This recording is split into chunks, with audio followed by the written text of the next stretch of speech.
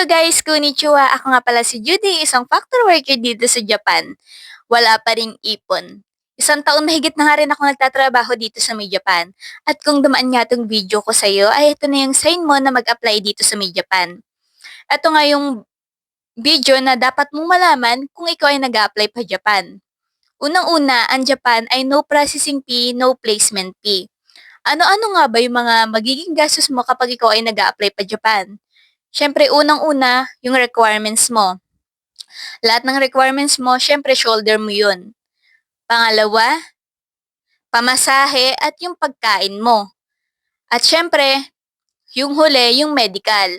Kapag naselect ka na ni employer, sagot mo nga yung medical. Twice nga pala yung medical.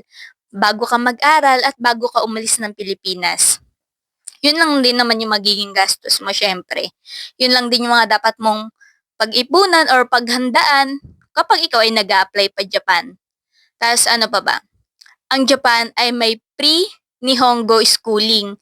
Tama. Libre yung pag-aaral ng Nihongo dahil sagot na yun ni employer.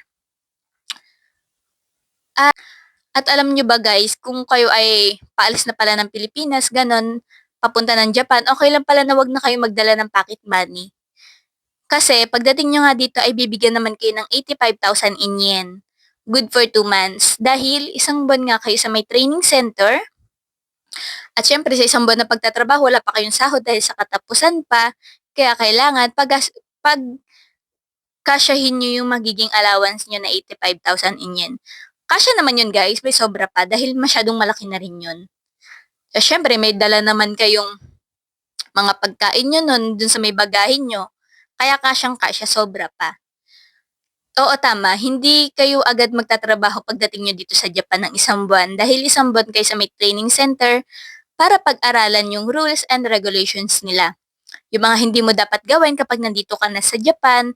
At syempre, kailangan lang din natin sumunod dahil hindi naman tayo taga dito dahil dayo lang tayo. At ano pa ba? Eto, marami nagtatanong sa akin neto kung okay lang daw ba yung ALS graduate or high school graduate. Siyempre, okay lang. Hindi naman required na kailangan college graduate kapag nag-a-apply ka pa Japan. Hindi po. Okay lang kahit ALS graduate or high school graduate. Kaya sa mga nagtatanong sa akin dyan, nasagot ko na yung mga tanong nyo. Hindi ko lang kayo ma-replyan dahil sobrang dami nyo. Marami sa TikTok tsaka dyan sa Facebook.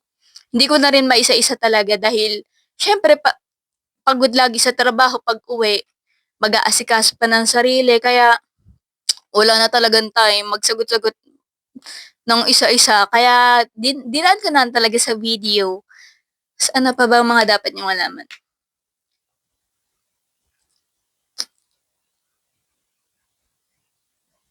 Ang Japan ay may pre-plane ticket. Pagpunta ng Japan at pag-uwi ng Pilipinas, sagot na nga ni employer yun, kailangan tapusin mo lang talaga yung kontrata mo.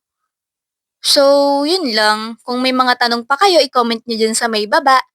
At sasagutin ko yan sa abot ng aking makakaya. So, yun lang. I hope nag-enjoy kayo sa video na to. I hope nasagot ko rin yung mga katanungan nyo. So, yun lang. Bye! See you in my next video. Bye!